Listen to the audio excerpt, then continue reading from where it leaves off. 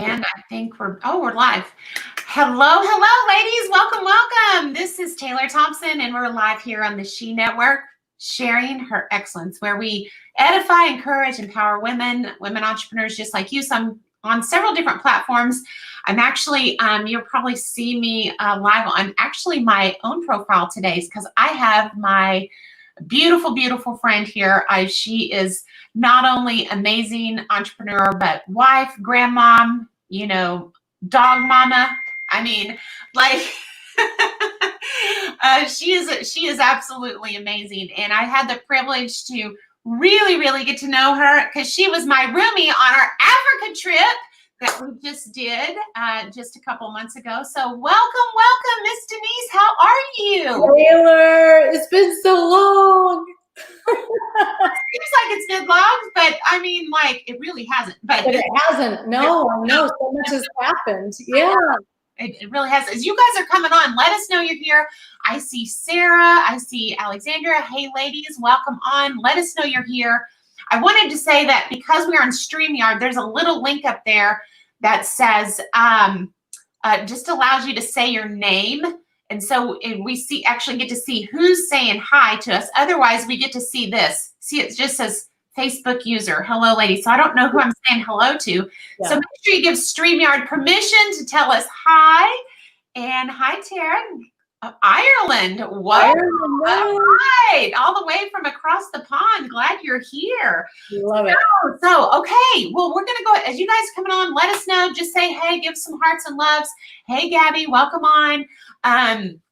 But I'm so excited about this interview. And first of all, I just have to talk about like you and Tom. Like as a couple and individually, you two have been in this space, been in this industry for such a long time, and been such leaders and such role models from many different perspectives. And so, but sometimes I know what it's like, as a wife, right? As a wife and being a power couple, sometimes we as the one, we on the coattails, or we kind of get, Tom's wife. Have you ever had that, right? I mean, yeah. Right. Yeah. Right. So I think we connect on that level in a lot of ways. But I mean, but I think a lot of ladies, they don't know you and they don't know your story. So that's what we're here to do, is talk about you and how genius and amazing you are. I am so honored. It's true. It's so true. These ladies are saying, oh, from South Africa, like, welcome on. This is fantastic. And you know what I love about this is that as these names are popping up with the faces, South Africa, Ireland, this is the power of the She Network. It's the connection all across the world that this is what you're doing, Taylor. I know. And I want to say, like, I don't normally do this. This is a special event. I'm actually streaming this on my profile. Normally this is what you get inside of our group, our membership. Right. But I'm doing this here just as a sneak preview, so you can see some of the genius that we get to divulge in here. And so thank you for being that willing participant to share your story. You are so welcome, and I'm so honored. And I wash my hair and everything. Look, I have not had color or a haircut since before we went to Tanzania. FYI, I have one later this week, but I was like, oh geez, I couldn't get in earlier. Okay, so we went to Tanzania in January, and so that's been like, what, 6 months ago? That's literally. I know, it's crazy. I just plucked this big gray hair, this crazy, like. Well, I have to say, like, I think it looks great. I mean, I don't see it. I mean, you hide it well, but I will tell you, like, I feel very blessed going through this whole, quarantine thing. I've never colored my hair in my life, right? You are so lucky. In my life. But I mean, I feel so blessed because if I would have, like, you could have really, I would have been big trouble with all this dark hair contrasted on the gray. Yeah. it just shows how healthy you are. Yeah. I try. So let's talk about you. Let's talk about your journey, because you have quite a story. We got to know each other in deep levels, as being roomies in Africa on our great wild adventure that we incurred there. I mean, such an amazing time that we had and shared with the ladies. But talk about this. Where you came from, being a married single mom, and how you created this journey that you are right now. I mean, with this being the success that you have, it's amazing. Well, thanks, Taylor. And this is actually the part of network marketing that I absolutely love, is learning people's stories. And when I see women on the She Network pop up and say, hey, this is Lisa, I'm 54 years old, and they kind of give a little bio on themselves, what they are, who they are. I mean, that's the part of network marketing that just makes my heart swell, learning people's stories. It's you and me both, because you and I both know we don't just arrive, right? It was a process. It was a journey, and there was some tears on the pillow, right? And so I always like that, because I know that there is a story that's waiting to unfold. I know. And one of Brene Brown's, one of my favorite quotes is from Brene Brown. And she says, everyone has a story that will break your heart. If you're really paying attention, most people will have a story that will bring you to your knees. Yeah. And it's true. And that's what I love about this profession, is that we get to, as women, be able to hear those stories. And, we're not trying to run from the stories, but the stories are what make us who we are, and the journey, which is so beautiful and so incredible. And so I had, I grew up in the mountains in Colorado, in a little mountain town. Both my parents were teachers. And so it was always about, and my dad really wanted me to be a teacher. When I went to college at the University of Colorado, I ended up being a communication major. But all I knew was trading time for money. It was the whole, you get good grades so you can go to college, so you can get out and get a good job. And that was, that was the story, as being the daughter of teachers. And I thought, well, that sounds good. I actually changed my major to be in education for a semester. And then there was something about it that just didn't feel true to me. There was something more there. And so I went back. I was a communication major. And shortly out of college, I took this weekend personal development course, really intensive course. It was Friday through Monday. It was 15-hour days. And the transformation that I experienced out of that one weekend was so amazing that I thought I want to be involved. And so I assisted courses. And in my 20s, they actually asked me to be a part of the instructor training program. I was the youngest person that they asked. Wow. And let's stop right here for just a minute, because, whenever you talk about personal development, I mean, because, we're right in the same age. I mean, in that time, right, there was that wasn't a thing. Like, personal development, that wasn't like what we know it as today, is so prevalent in your face, like all around us. I mean, it was like it was not a known entity. Would you agree with that? Personal development, like that, what is that? What does that even mean? I mean, yeah, it was, this was in the 80s. And of course, at this time, I'm living in Boulder, Colorado. So And so, no, it wasn't really a thing, but it was kind of starting to, I don't know, is percolating at that time. Yeah. And so this is sort of the beginnings of EST trainings in California, and LifeSpring was also going on. So there were a few companies that were out there, and a lot of them were, like really intense. Yeah. And what I found is that you could do so much work in one weekend as opposed to going to therapy once a week for a couple of years, where it was sort of a one step forward, two steps back. Right. And so I went into their instructor training program, and it was intense. I had to fly to Austin every other month for 2 years. Oh, wow. And when I got out of there, I started teaching courses. It was always a male and a female together teaching. And I taught all over the US. We taught one course. Actually, I was teaching with my ex-husband. We taught one course in Jerusalem.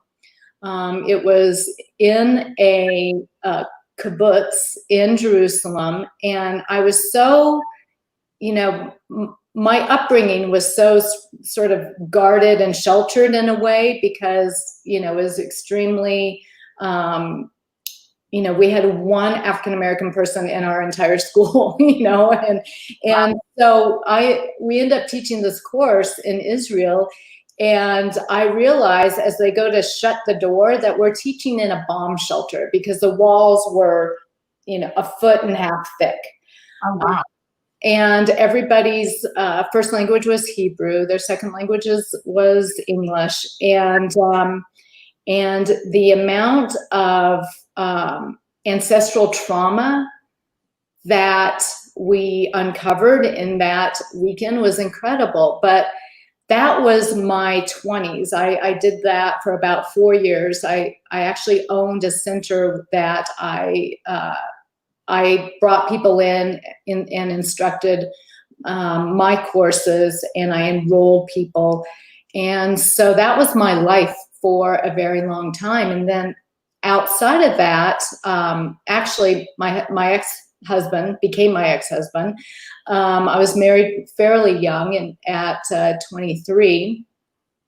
And I ended up having my son Dominic at about 27. Found myself divorced at 29, and kind of just felt like maybe I kind of done things a little backwards, and that I never really got to know myself. Yeah. I got out of college, I got married, I had a really amazing sort of career, and I had a son, but I never really got to know myself. And I realized how much of my 20s I had spent in fear. Interesting. I think that's a very common thing, to be honest with you, Denice. I think there's a lot of people out there, even currently, like they really don't know what it is to know themselves, really. Like, what are their likes? What are their dislikes? Because they go through, I think people are programmed and they don't realize they're programmed, right? Because they're taking on what their environment. I always say environment stronger than will. So they've taken on the environment or the belief system in the environment that they were reared up in. But do they really own that, or is that what is it them, or is it someone else's belief? Totally. And it's the sort of societal constructs, that especially I think as women, we go, all the shoulds. I should get married. I should, and what I realized is that I so did not know myself. Even though I'd been in this whole personal development world, I really did not know myself. I did not know what I wanted. And so I found myself divorced with a 3-year-old, in my head said, yes, you can take care of yourself, but my heart didn't really know it. And so I had to go and experience it myself. And so at that time, I became, I was a salesperson for a hair care company called Paul Mitchell. And so I had a bunch of different, it was 100% commission, which was terrifying to me. Okay, so okay, so there's a lot of rabbit trails I want to divulge. First of all, that says a lot. Jennifer says that now more than ever, social media has such a huge influence over our kids these days. To the point of, are they really believing? Is it what they believe, or is it the environment in social media that's cultivating a belief that they're just going along with what everybody else says, thinks, and does? Yeah. But for women, you touched on a really big point here, and I want to talk about that because, in that belief system as women, we were raised, I mean, in that kind of environment, like to get married, can you really take care of yourself financially? And, there's a fear because we weren't raised to think like that, to be independent. Yeah. And to take on this job as a single mom, 100% commission. In sales, which I never thought I was good at. I mean, you talk about the fear and the faith at the same time of, in yourself, like, oh my gosh, the pressure had to have been unbelievable. Yeah, and I took the job on for two reasons. One, it was flexible because I didn't want to have my son in daycare, all the time. He was in a preschool, and I remember, having to drop him off in the mornings at 3 years old.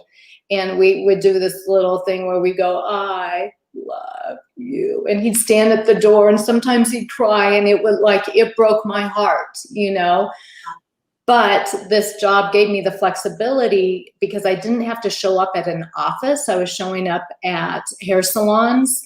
It gave me the opportunity to work, 8 to 3 or 8 to 4, unbeknownst to my employer, to be able to pick my kid up. And so he didn't have to stay at daycare all day long, and be fed dinner. And so what that experience taught me, because I did not think I was good at sales. I'm an introvert. I do not like pressure, and I do not like asserting pressure on others. And that's what I thought sales was about. What I realized in that experience was that I was super good at creating relationship. And so when I did not pressure, my salon owners to buy this rack of shampoo for $1,000, which, by the way, I had to set up and with my own electric screwdriver and everything, that was a whole different on the floor in my, suit. But what I realized is that they trusted me. They would say, okay, I get, they would say, is this worth it? I go, you know what? It really is. I think that this would be a really good fit for you. And they trusted me, and then they would buy. And so that was a huge lesson in what sales is and what sales isn't. Well, that's such a valuable skill that I don't think that's really taught this way anymore. I mean, like, everybody's like this hardcore pressure close deal, and Larry and I always talk about, giving how you position yourself with your presentation, allowing somebody to come to their own natural, logical conclusion. Yeah. That they want to buy or don't buy, right? They want to join or they don't join. And if you set it up properly and allow them and give them the power, most people think it's about you wielding the power. It's quite the opposite. If you allow them to wield the power, you can create an ongoing and lasting relationship that they will know, like, and trust you. Yeah. Yes, exactly. Yeah. And that's, and we'll talk about this later on, but that's one of the things that Tom and I really teach nowadays is and over the last, I've been in the profession 20 years. We created the coffee shop interview probably 15 years ago, and that is exactly, it's when you know someone when you spend the time to get to know someone, then it becomes a relationship, and you're enrolling them in the possibility of something as opposed to selling them based on your agenda. Yeah. So, yeah. To your point. Yeah. Very good. So now you're a bigwig Paul Mitchell salesperson. Yes. Mom here. So what's next for you? What came next for you? So at that time, because time freedom was a little bit more important than financial freedom, I had more month than I had money, always. I would label my bills, because this is when you'd send in a check. So where the stamp goes on the bill, I would put how much the bill was, the date that it was due, and I would put them in order. And I had a brand new Honda that had gotten repossessed. I was driving my grandmother's used Volvo that at one point was a beautiful burgundy, and now because of the 20 years later, it would have been sort of sun dyed to this sort of goldy rust color. Wow. It was lovely, but it was still a pair of wheels, so I was grateful. Yeah. And the cable had gotten turned off. One of my son's favorite meals to this day is grilled cheese sandwiches and tomato soup, because we ate it all the time because it's cheap. So I was really struggling financially, and I had never heard about network marketing. I mean, I knew a handful of people that were sort of involved. They love their products. They're always trying to, get me to try their products, blah, blah, blah. And I did join one. I joined Mattel years ago when I was in my 20s. And that product, it tasted horrible. I hate to tell you, but it tasted horrible. It tasted so bad that I thought, this has got to be good for you. And this is the first time that I heard anything about residual income. And it was like, this is fantastic, But the person that enrolled me, I didn't really know very well. He lived up in Washington, and he enrolled me and then disappeared. And so I was sort of trying to figure it out myself. And I did what most women do is I was very enthusiastic for a short period of time. I presented it to some of the people that I loved the most. They said no, and I went, okay, I love this, but it obviously isn't for me. Mm-hmm. I can't do it, Yeah. And I said, that's a bummer, and I quit. And so then I was shown another opportunity probably 4 years later. And this guy sat down with me, and we had been friends for about 3 years. And when he presented it, I thought, you know what? I got to do this. My card got repossessed. I was struggling. I had no cable television. My phone was about to be turned off. And Lordy, I needed an extra $200 a month. That was it. Okay, so this right here, Denice, this is magic. This is totally my wheelhouse right here, because this piece right here, this is the story. This is always the hook for me. But I wouldn't, before we talk about that, Jennifer is saying something here is so good. It's just talking about that, how today's generation, women today are more independent. However, it sometimes may have swung too far. That's an interesting conversation. That's why we have to train up the men and our sons. Yes, Yeah. train up the men and the sons, and at the same to respect women and not, but at the same time, I have 3 girls too, and I'm training them from a perspective of, you know, and to what Jennifer's saying is, I think it's important because I'd hate to be a man in this day and time, and I was always talking to my girls about that piece, right?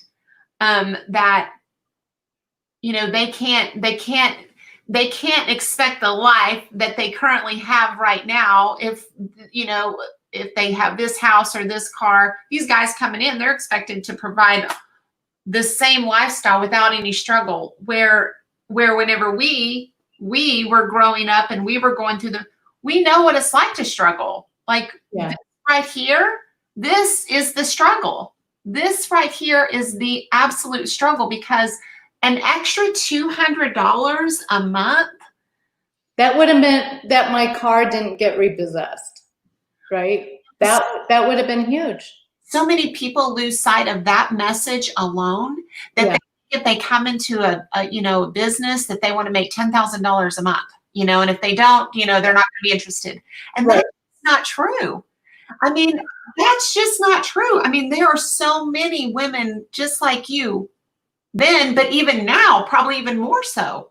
Totally now. You know, I mean, an extra for most people, Yeah. listen, most people statistically don't have more than $400 in their savings. Mm-hmm. Right? And so an extra $500 a month is huge. Yeah. And so it's always been, for Tom and I, it's not about creating millionaires. It's about creating a million thousandaires, because when you start to create thousandaires, an extra $1,000 a month, that starts to change the fabric of communities. And for women, what we do is when we become self-sufficient, Mm-hmm. we're so thrilled. We want to go share it with all of our sisters who are struggling. Yeah. You know, and it is when you raise up women, you start to change societies. Absolutely. You know, and so for me, yeah, it was $200. That's what I needed to make. I love it. And so that started your journey. So that's when you started having some success in network marketing. So I got married again. Okay. I've only been married twice. So the person who showed me network marketing the second time was Tom. And we had been friends for about 3 years. And so we ended up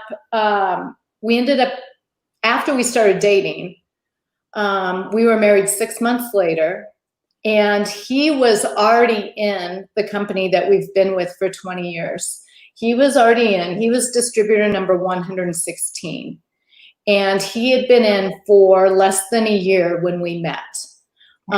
And so we got married and went to the second annual convention in Lake Tahoe. And I got to, you know, there were like 300 people there. It was very small. And so at this time, we still had our other jobs. I was still in sales. Tom was he was actually running a professional paint company. You know, he had been all sorts of things. He had been a stockbroker. He had sold airplanes. He had done a ton of things. Wait. Okay, you're missing. Like, you're not telling my favorite part of the story here. Like, you didn't just like get married. Like, there's some really cool little nuggets before the dating, or the actual dating, and the, like, let's talk about. You know my story too much, Taylor. So how we met, is that what you're saying? Yeah. Oh gosh. Well, okay. So I was divorced. Tom was divorced, and yes, I was actually dating someone who I knew his ex-wife from back in the day. He and his ex-wife were actually friends with me and my ex-husband. And And this guy he was a great guy, but he tended to drink a lot. And so I mentioned it one day when I was actually at the pool hanging out with his ex-wife. Look, this is Boulder, Colorado, right? And so I said, he kind of drinks a little much. And she said, well, maybe you should talk to my boyfriend, Tom. He has been sober for about 10 years and he might have some input. And I said, well, you know what, that'd be fantastic because I'm kind of at a loss. And so I called up Tom. I said, would you be willing to have a cup of coffee with me and just talk about this? And he said, absolutely. And so we met at a Starbucks on 30th Street in Boulder, Colorado. And I sat down and I sort of went through everything. And I said, what do I do? And he said, you got to tell this guy that it's either you or the alcohol. That's A or B. Do you pick A or B? And I said, yeah. And I know what the answer is going to be. And so he kind of, this guy got kind of upset and said, well, you're not worth it. And I said, I get it. And we broke up. And then during that time, Tom and I would just, we had a really great connection, but there's 15 years difference in age. And he thought that maybe I thought that he was too old. I thought that it was weird that he never made a move. And you knew that there was mutual attraction. Yeah, we were great friends. We would talk on the phone. We'd meet up for lunch. We'd sometimes meet up for dinner. And he, there was just no romance yet. And so one day he said, do you want to meet for dinner? I said, yeah, like 5 o'clock in Boulder. I said, I have my son Dominic and I'm going to bring him. And Tom said, great. And so he showed up to dinner. And listen, I had dated plenty of guys by this time, Tom showed up to dinner with a Batman toy for a 3-year-old boy. And it broke my heart open because I saw that he got how important, there was nothing else more important than my son. Yeah. And he got how important he was, and he thought enough to bring a toy for my son. I love that. That was like, I love that. And so that was the moment that, I thought, and Tom had been divorced. He was not looking to get remarried. And we had this discussion about moving in together. And I said, no, I'm not moving in with my son and not being in a committed relationship, which meant to me, it meant marriage. Yeah. And so we were married 6 months later.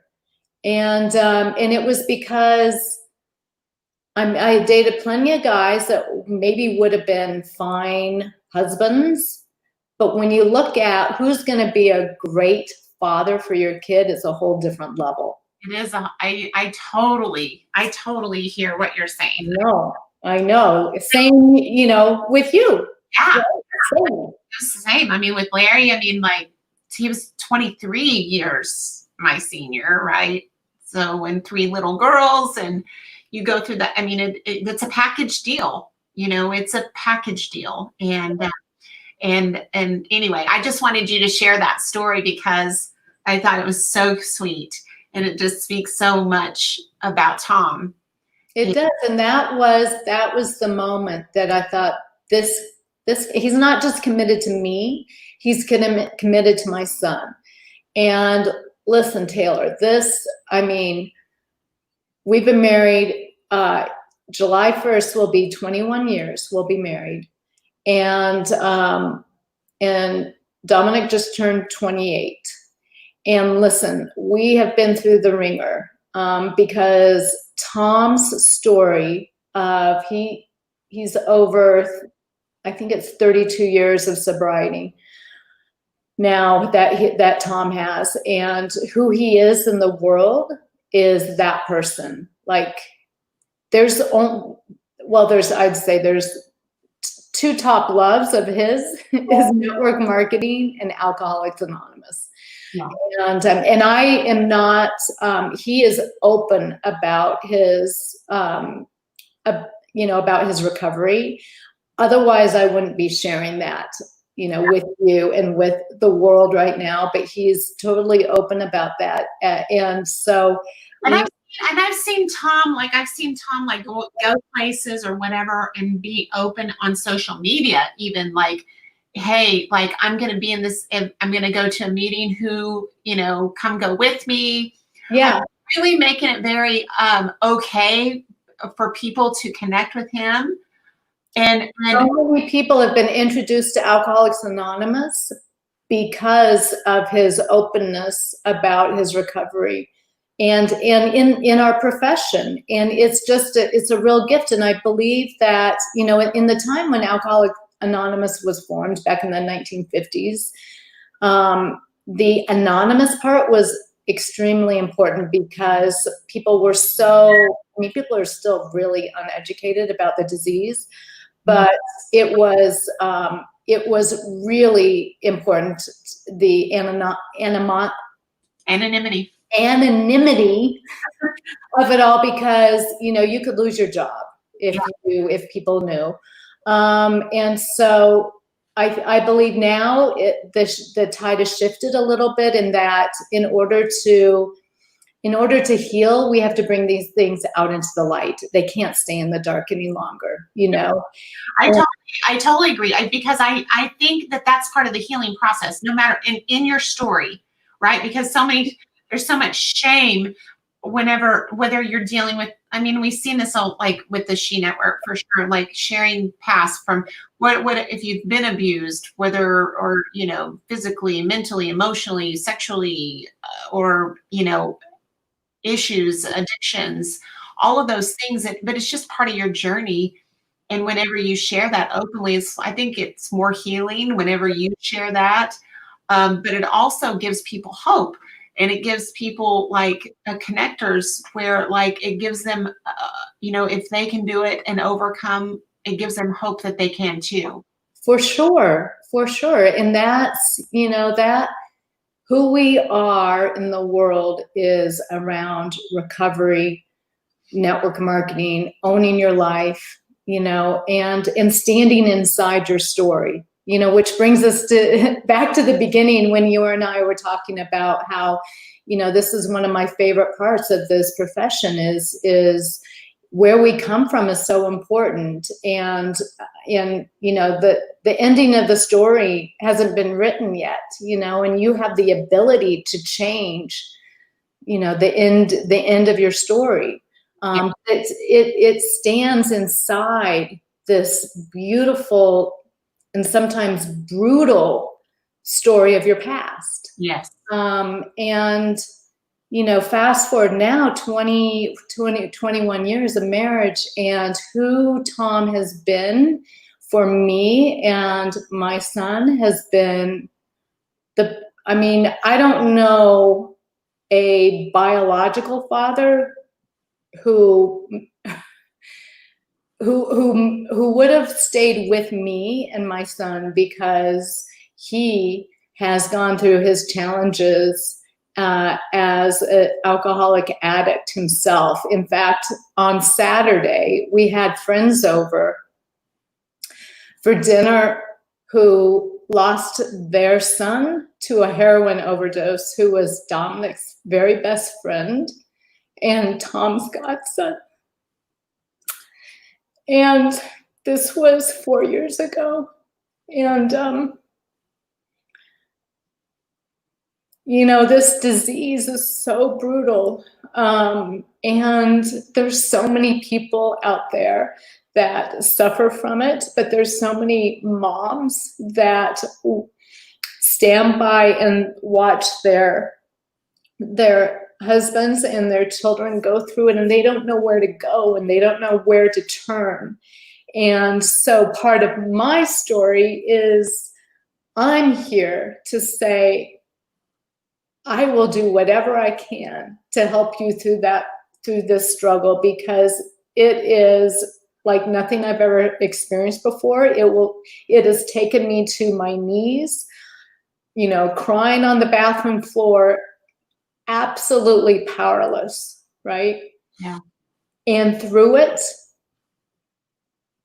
because life doesn't stop because of what we're going through.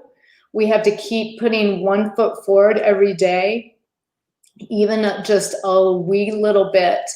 And, you know, in spite of everything that we've gone through, we have still been able to rise to the top of our comp plan, be the, you know, top leaders in our company, and be able to help motivate and inspire others. And I believe that it is the blessing of God that has given us this because of Lisa.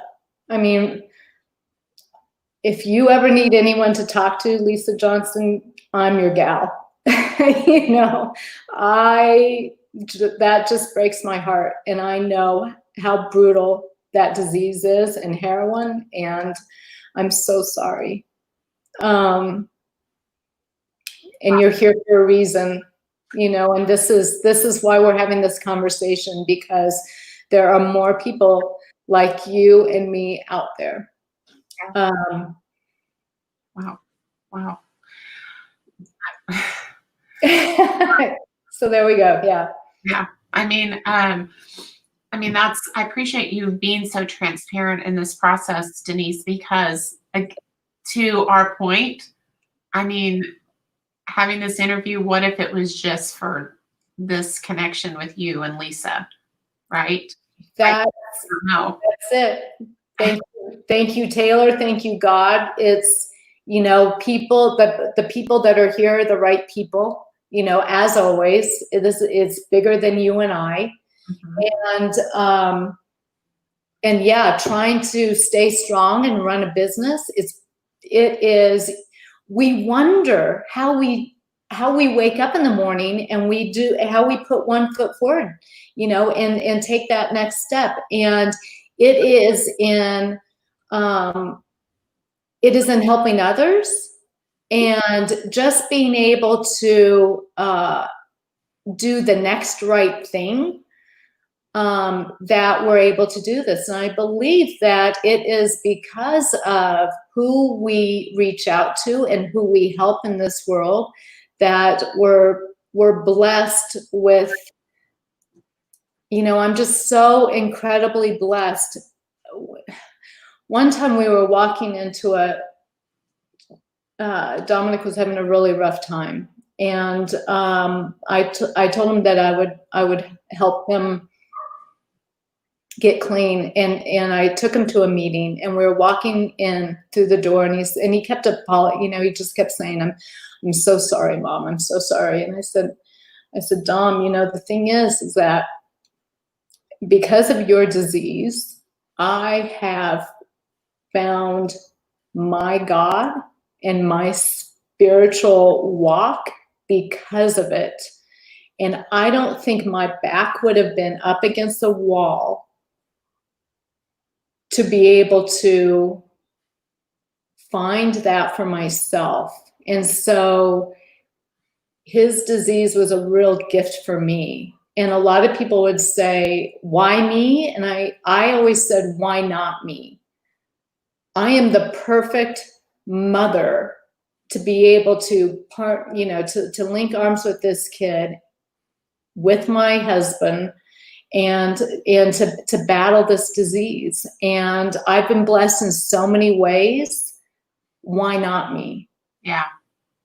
It's so true. It's so true. I mean, you know, people go, that phrase, it sounds cliche, you know, God never gives you more than you can handle, but he's given you the grace to equip you to walk, to gird you, and to walk through the challenge, right? Yeah. And to light the path, to carve the way for the person walking behind you. That's right. You know? And that's what the journey is ultimately all about. He entrusted you with this because he knew you you were girded. You Yeah. were.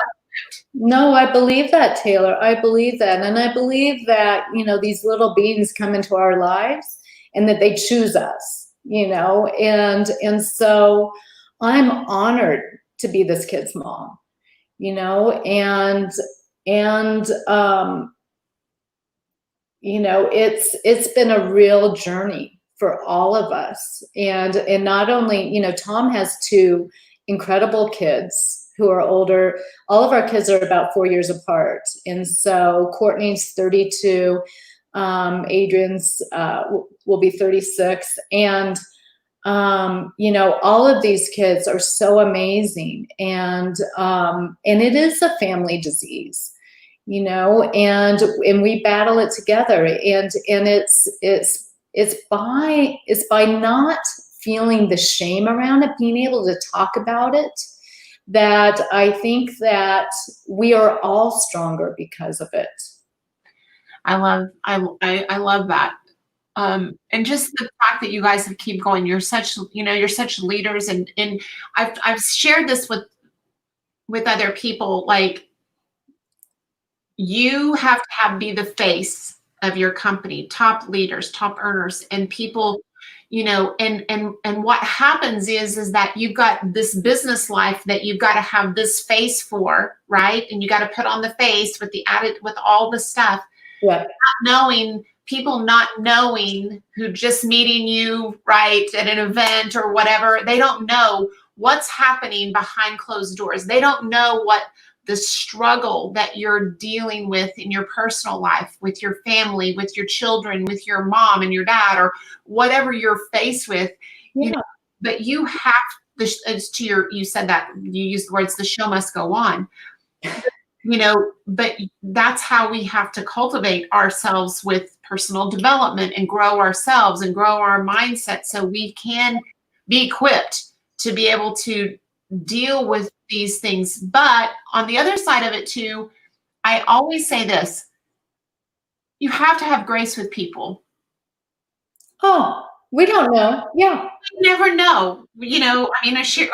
People listening to your story right now, they probably think, oh, well, she has an incredible life. I would love to have her life, but not knowing the battles that are going on behind closed doors. And that, you're absolutely right. And that's each and every one of us. And my suffering, my struggle is no greater than somebody else's. Right.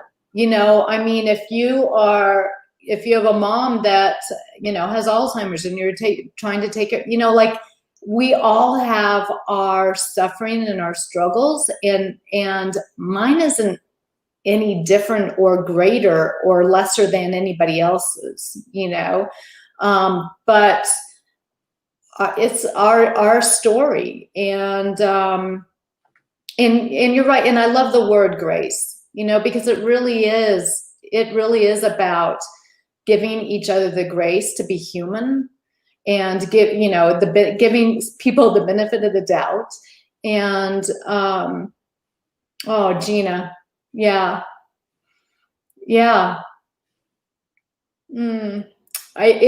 is such a brutal disease. And I've gone to Al-Anon for, gosh, how old? I'm 54. I've gone to Al-Anon for the past almost 10 years, 9 years probably. So can you tell what some people may not know what that is? Yeah, so Al-Anon is, because I am not an alcoholic addict myself, and so and there are what they call open AA meetings that the people like me can attend. If it's a closed meeting, then people like me can't attend. Al-Anon is for family and friends who suffer from the effects of alcoholism and addiction. They have Alateen meetings and these are for a lot of kids whose maybe parents are addicts or alcoholics. But Al-Anon is purely for people like me to give me support. And what I did not know is that in Al-Anon, you actually go through the 12 steps, the same 12 steps that alcoholics do in Alcoholics Anonymous. And we don't necessarily talk about, you know, the addict or alcoholic in our life, but it's all about ourselves. How can we heal ourselves? It's about having peace in the world without having to change the world. That's good. That's good that they have those kind of support pieces for family. So let's talk about, so tell us about what you're doing currently. Like, what are you doing? What's your passion? What's happening with your business? What kind of wisdom can you give to the ladies here today? Like, so the thing that's most exciting for me, because I've always, you know, personal development is my jam. You know, I love coaching. What I do a ton out for hours every day is I coach women in my company.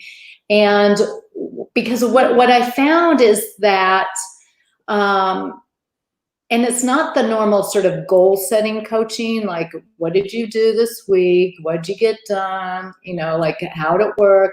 It's not like that. It is the going underneath what is keeping you stuck. Because what I found is that we have, like you said, we have these stories that keep us stuck.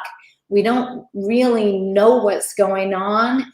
But we realize that there's sort of the same repetition in our lives that keeps happening that we can't move forward from. Yeah. And so that's really what I work with women on, is the coaching aspect. And I've done a ton of work myself. You know, there's a woman named Byron Katie who I went to the School for the Work, which is almost 2 weeks long. I did her course. I've done Martha Beck's life coach course, which was about a year long. And I've done a ton of personal development myself through Landmark Education. And so that's really what I love doing, is I love coaching women. And so, yeah, that's really how I spend most of my day. So some of the ladies that are here and listening in so I know since we just launched and we have our new membership, would that be something that you would do for the ladies here, is do like a group coaching? Oh, it would be fantastic. Okay. Yeah, it would be fantastic. I love that. I've done it via Zoom. A lot of my coaching is just one-on-one. And, you know, usually 45 minutes to an hour. But one of the things that we're really focusing on right now in my company is I'm really wanting people to learn how to tell their story powerfully. And so, but we can do whatever you want. It would be fantastic. Definitely, storytelling that's my passion. How to craft your story in a very powerful way that sells and has impact, right? Yes, exactly. So, and you know, one of the things you mentioned, you know, Tom's kids, and I'm going to throw this out here too, because I know you're really proud of him, because he has this app that he calls contact mapping. So you want to tell a little bit about it, because we're going to be offering it inside the membership for like a discount. So you want to tell about that? Yeah, well, I'm super proud of Tom's son, Adrian, because Adrian has 3 kids, and he and his wife, Callie, were living, they went from San Antonio, Texas, to London, to Sydney, Australia, to Zurich. And when he worked for a company, a cloud company called Rackspace. And Adrian is one of the most brilliant people I've ever met. And he was that top corporate guy who was moving up the ladder, and realized, you know, by the 3rd international city, he realized that he was achieving a ton, but he was gone from 7 o'clock in the morning to 7 o'clock at night. His wife, Callie, had the 3 kids at home in a foreign city with no support, very little support, and he wasn't seeing his kids. He was missing his kids growing up, and had that sort of moment of something's got to give, something's got to shift and change. And they realized that they really wanted to come back to the States and be around family. And we're very blessed to have them come and live in Longmont, where we live, Longmont, Colorado. And they're actually, because Tom and I just finished building this beautiful house out on the lake, we sold our other house that was built in 1902 to Adrian and his wife, and they're living in that house with their 3 kids. Oh, wow. But he had this brilliant idea of wanting to create an app based on his dad, which is a crazy concept. But what he saw was what I was talking about before, this whole coffee shop interview, and using the coffee shop interview, but using it in a way that made you more powerful to follow up and remember things about somebody so that you could follow up in a more constructive and powerful way. So the app is a follow-up tool. It's a database manager, but it's so much more than that, because it's so easy to use.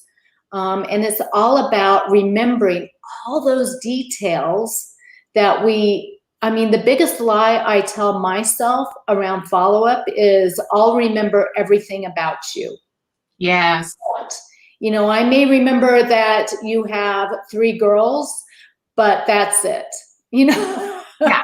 And that, and so with this contact mapping, it allows you to be able to interview people via the coffee shop interview, completely keep all that data about the person, and who they are, what's important in their life, what do they love to do, what do they, what's important to them, are they looking for time freedom, are they looking for financial freedom, what is it, what makes them tick, Put it in the contact mapping app, and then choose a follow-up. When do you want to follow up with Taylor? Do you want to follow up tomorrow? Do you want to follow up in a week, in a month, a year, and what do you want to follow up with?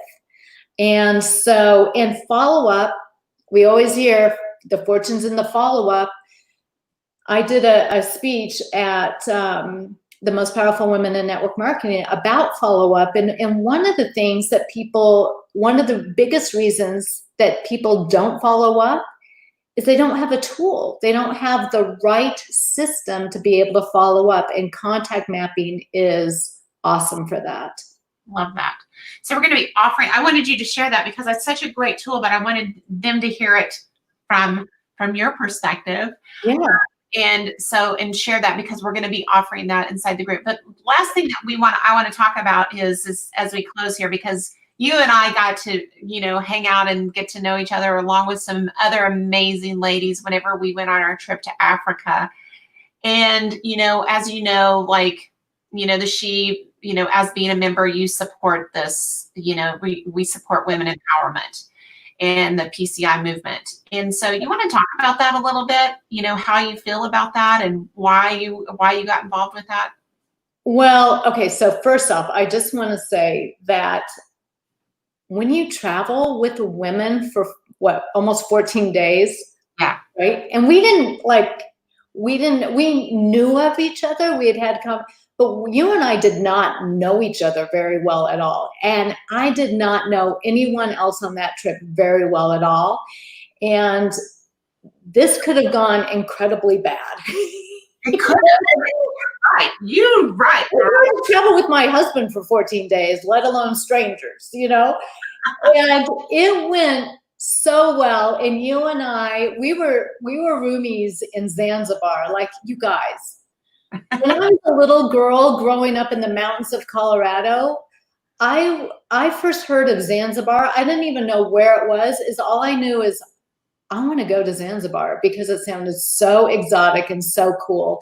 And so at the end of our Tanzania trip, I had said to the, women, I'm like, we're right there. We could take a little puddle jumper over to Zanzibar and spend a couple of days. And everybody's like, heck yeah, like they didn't even hesitate. And so Taylor and I were roomies in Zanzibar in this funky little place that we ended up, Taylor found, which I thought was absolutely like, it was the coolest place because we were right on the beach. Taylor and I were roommates, and you were just so easy to be with. And that was such a blessing because at the end of a trip like that, it could have been rough, and we had a beautiful time. And the reason why I was moved and inspired to be a part of Project Concern International and the Women Empowerment Network is because that's really who I am. Look, Tom and I, we contribute a ton of money and a ton of time. It's not just like, handing them a check, but boots on the ground in our own community.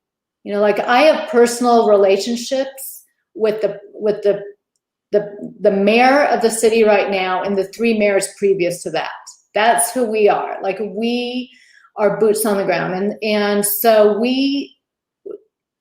when I heard about Project Concern and the ability to make a difference, not just in my community, but the entire world, and it's all about creating entrepreneurs out of women. Yeah. My belief is that how we raise people out of poverty is we have to empower the women first. And that's what Project Concern International does, and the Women Empowerment Network. And so when Margie Alaprandi, who, man, talk about a powerhouse, yeah. She did not give up on me. Like the timing when she first sort of sprung it on me, the timing wasn't really right, but that woman is a follow-up machine. And she did not give up on me.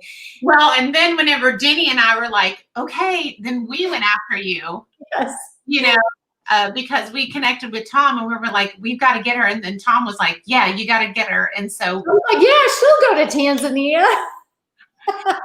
and you did. I mean, you're the one, you were the cherry on top. I mean, after all of that, you were the cherry on top. Why not? Yeah, let's do this, No, it was quite a journey. It was quite a trip, that part of it, but the learning experience of what actually happened was, I'll never forget. Never forget. No, what those women are able to do with resources that are zero, the creativity, and the talk about linking arms and watching these women blossom into entrepreneurs and looking into their eyes, and they're so inspired and they're so engaged and they feel so powerful in their own lives. Yeah. It's amazing. It's amazing. It is amazing. Well, honey, okay, so do we have any last words of wisdom before we sign off here? Do you know, like, since you are such a mindset lady, do you have like maybe like a go-to book that you use, or maybe a book that you're reading right now that you maybe share with the ladies here that would be of help them with some mindset? A lot of my book, it's funny because Tom just challenged me to this book, inspiring book club thing. So on my Facebook page, I do, for 7 days straight, I shared all 7 of my most inspirational books. And it's so hard to pick. But so if you go to my Facebook page and you'll see all my different picks on books. Okay. I mean, I think that, you know, from a profession standpoint, the first book that I read early in my network marketing career was Raising a Giant and Feeding a Giant by Bob Crisp, who was... We had this conversation, right? Old Amway guy. You can't find that book because I came up for it. Tom bought this book 15 years ago on eBay for $100. This book came in the mail. It was like, literally, it was beat up. The pages were all, and I said, "You are kidding me. You spent $100 on this book?" And he was like, "You're going to want to read it." And I was like, all right. And so I started reading Raising a Giant and Feeding a Giant. And I went, thank you, God. Here, you know, there is a method to the madness, so to speak. And Bob Crisp he was an old Amway guy in this. And that was the holy grail for me early in my career. And of course, you know, Eric Worre's book, Go Pro, is, that's another one. I tend to, from a motivational and inspirational standpoint, I go to a lot of different women. Danielle Laporte. I have to read this one whenever it comes out in the next couple of weeks. Woo! Liz is like, I love that you wrote this book because it's, you know, it's women for women. You know, and we have a different story. We have a different journey. We have a different process. So yeah, I'm excited about that. So I'll have to share that book with you. But Taylor, I think that what you're doing here, and by the way, can you see this? The Chenault? Look at this. Look at you guys. I mean, it is jam-packed with my notes. These are probably in here. I have probably 50 different stories of people's journey. Wow. Yeah. I love that. Okay. Well, I just want to thank you so much. This has been such a pleasure, such a value. I know the connections that the ladies made here with you today. I mean, I think that there was definitely some divine inspiration happening through this, and I really appreciate taking out time from business and family to be here and share. Such a pleasure. Your platform, the She Network, is changing lives, Taylor, and having the connection that you've created through this is what it's all about. And yeah, you're amazing, and you were, you know, divinely inspired, and I believe that there's so much more that's going to unfold from all of this that I'm so excited to be a part. Thank you so much. So as we're saying goodbye, ladies, I hope you guys got some value. I thank you so much for being here. I'm going to say bye to you privately. So ladies, that's it. This is Denice Chenault. I'm Taylor Thompson here in the She Network, sharing her excellence. Thank you so much for being here, and have a blessed day. Bye, guys. Love you all. Thank you. Bye.